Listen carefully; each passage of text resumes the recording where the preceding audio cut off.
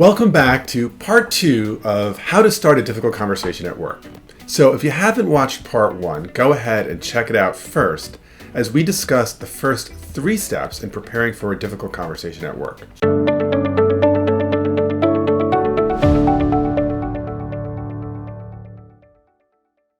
Chances are you felt frustrated with a colleague or a boss and you needed to have a hard conversation with them, but just didn't know where to start. No way. Why should I change? He's the one who sucks. By the end of this video, you're going to have the confidence necessary to nail that difficult conversation and feel really good about it. What counts as a difficult conversation is really anything that gives you anxiety or that keeps you up at night. And whatever difficult conversation you need to have at work, there are 7 key steps that you need to know. We discussed the first 3 in our previous video, but we're now going to discuss the final 4. And you do not want to miss the last step because in my view, it's the most important one of them all. So, step 4 in preparing for a difficult conversation at work is really to consider what feelings or emotions does the conversation bring up for you. Some emotions that come up when thinking about a difficult conversation in the workplace might include anxiety or fear, worry, concern, frustration, anger. As you consider these feelings, also consider whether and how you might decide to share these with the other person. Space out? Yeah, I just stare at my desk, but it looks like I'm working. Here's a really important insight when it comes to difficult conversations, and it's one that can feel kind of counterintuitive. And it's this: sometimes sharing feelings in a difficult conversation, even in a difficult conversation at work, can actually be helpful. Now, I know this advice is counter to all sorts of prevailing wisdom that might say, be sure to stay rational, or don't get emotional, or you'll look weak or unprofessional if you let your guard down, or if they see you have feelings. But here's the reality. In a difficult conversation, whether it's at the workplace or at home, feelings really matter. They affect our attitude toward our work and our colleagues. They influence our psychological well-being and mood. And quite frankly, research has shown they often impact the quality of our work. And so that means that sometimes it actually really does make sense to talk about your feelings. Pretending they aren't there doesn't actually fool anyone. There's this really interesting research by Paul Ekman, who's a psychologist who studies facial micromovements and lie detection. And his research has shown that human beings, when detecting lies about facts, are usually accurate about 50% of the time. But in detecting lies about feelings, they're usually accurate 90% of the time. So the notion that somehow you can hide your feelings doesn't really make a lot of sense.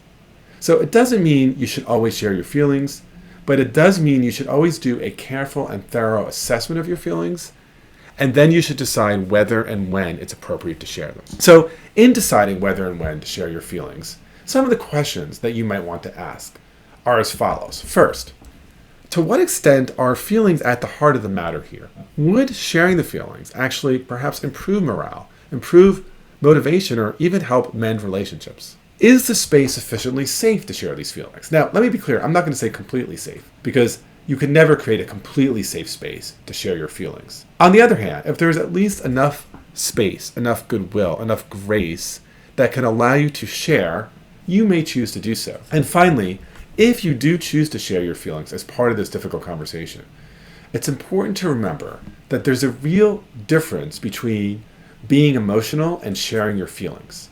You can express anger without screaming. You can express sadness or confusion without tears. So once you've considered your own emotions, you definitely want to spend some time thinking, what are some of the feelings or emotions that might come up for them in this conversation? I'd be surprised if at least some of them aren't the same as yours. Maybe that's anxiety or fear or worry or anger or frustration. And of course, there might be some emotions that are different. But by considering how they might be feeling, it allows you to prepare for how you might respond if they express those feelings in a less skillful way. Fifth, think about what are the identity buttons that this difficult conversation might raise for you or for them. So what do I mean by identity buttons? Well, part of what can make a conversation hard is not just that it's about facts or perceptions, about who did what, or who's responsible, or who should apologize, or who should change. And difficult conversations aren't just about feelings either. Often what makes a conversation difficult is that a piece of what is being discussed is actually challenging part of the story we tell ourselves about the world and who we are in that world. So let's consider a few examples. Imagine you want to sit down with your supervisor to tell her that you've decided to apply for a job in another department under another manager. But what's keeping you up at night is that this job you're applying for isn't a promotion. It's really a lateral transfer. You just get the sense that the manager in the other department would be a much better mentor for you. So what's making this hard for you is that you actually need the recommendation of your current boss to get this other job, and you really don't want to hurt her feelings when you tell her of your decision. So this could raise a lot of identity buns for you. For example, you might be someone who says about yourself, I'm not the kind of person who hurts others' feelings, or I'm a loyal person, and moving from my department to this other department will let down not only my boss, but my whole team. But for your boss, there's probably some identity questions packed in there as well. So imagine your boss may have as one of her stories, I think of myself as a caring mentor, and now I'm getting feedback that I might not be seen or thought of as good as I thought. Or they might think of themselves as, I'm good at retaining team members, and I'm good at knowing when something is off, and now it looks like I missed something. So quite apart from the merits of the conversation, whether you'll get a recommendation and sharing the news, these identity landmines can really derail a conversation. So the more you can do in advance to suss out these identity questions for yourself and the other side, the more you're going to do to avoid framing the conversation in ways that trigger the identity question strongly and negatively. Alternatively, you might actually be able to frame this conversation in a way that would trigger a more positive identity, a more positive self-story in the other person. Let's take an example. Imagine that you are the new chair of an academic department at a university. Part of your job is to make sure that all the introductory level classes are adequately staffed so that new majors into the department can take them every semester. Now, in theory, this is a pretty easy job, but in fact, it's been quite difficult for you to do, and that's because most of the faculty in your department really dislike teaching entry-level classes. So that means doing a lot of work to cajole your colleagues to say yes. But a particular challenge is that your longtime mentor and one of your most fierce advocates is a faculty member in your department. And you can tell that they feel incredibly proud that you're now chair of the department, but you also get the sense that they're a little resentful as well. And in fact, they've resisted teaching any of the entry-level courses as well. Now, one way you could frame this conversation with them is to tell them the importance of being a very good colleague and taking their turn teaching this otherwise really terrible course. Of course, on the one hand, this might seem totally fine. On the other hand, part of the way the conversation is framed is setting up a negative identity trigger.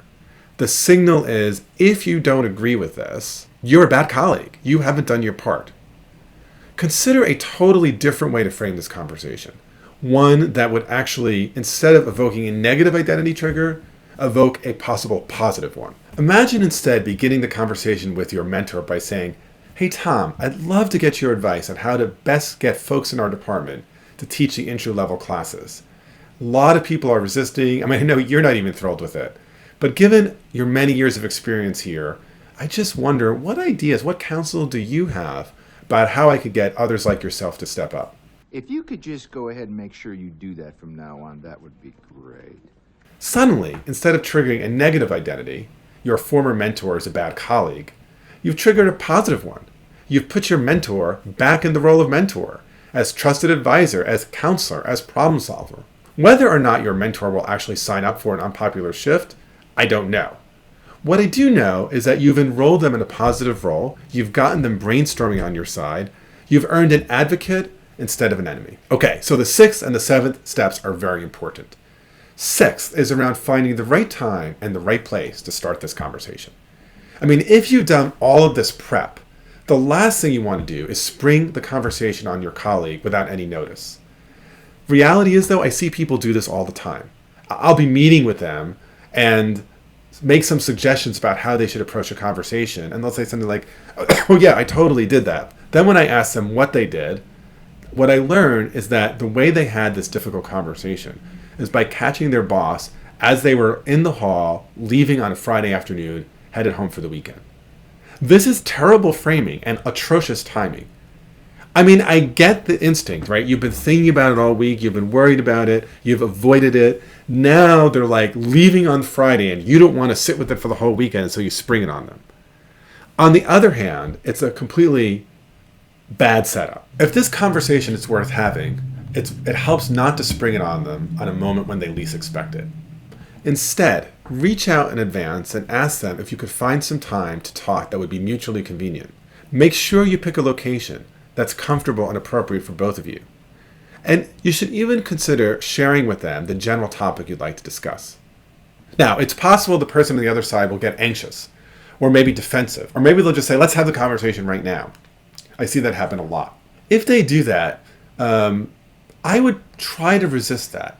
It may be appropriate to have the conversation immediately, but often they're not really prepared and they're already kind of anxious. So instead, say something like this. I can appreciate that raising this may be causing some anxiety in you. It also causes some in me. And so I'd love to schedule this sooner rather than later. At the same time, I think for both of us, taking a little chance to collect our thoughts might make the conversation go better for both of us. If they assent, then make sure you find time relatively soon to raise the conversation topic and execute. The 7th point, really critically important. During this conversation, practice active listening over talking. You'll remember from the first video that choosing a purpose of learning for joint problem solving was an important part of a difficult conversation. And the reality is that when you are speaking, you are not learning. So spend time asking questions, connecting with their emotions, paraphrasing what you hear. This will serve you well. You know, there's this great aphorism, and it goes like this. It said, God gave us 2 ears and 1 mouth for a reason. This is true, so use your gifts well. In a difficult conversation, whenever I'm tempted to retort, I always try to reel myself back in and instead ask a question to better understand their perspective. Having a difficult conversation at work is always challenging and is rarely pleasant, but if you follow the 7 steps over these last 2 videos, you will be able to have these conversations with confidence, with balance, and with grace. I also want to direct you to another video that goes hand in hand with these ones. It's called How to Have a Difficult Conversation with Your Boss. So don't miss out on that video and the others on my channel. Don't forget to like, subscribe, and hit the bell so that you don't miss out on more negotiation, mediation, and difficult conversations tactics. Of course, if you and our others could benefit from a difficult conversation or effective communications training, please reach out to me at bobbordone.com or at the Cambridge Negotiation Institute. And of course, please keep watching to learn more about difficult conversations and other negotiation skills. Right. Yeah, see that video? Click that video. Keep on binging these videos. I know you want to.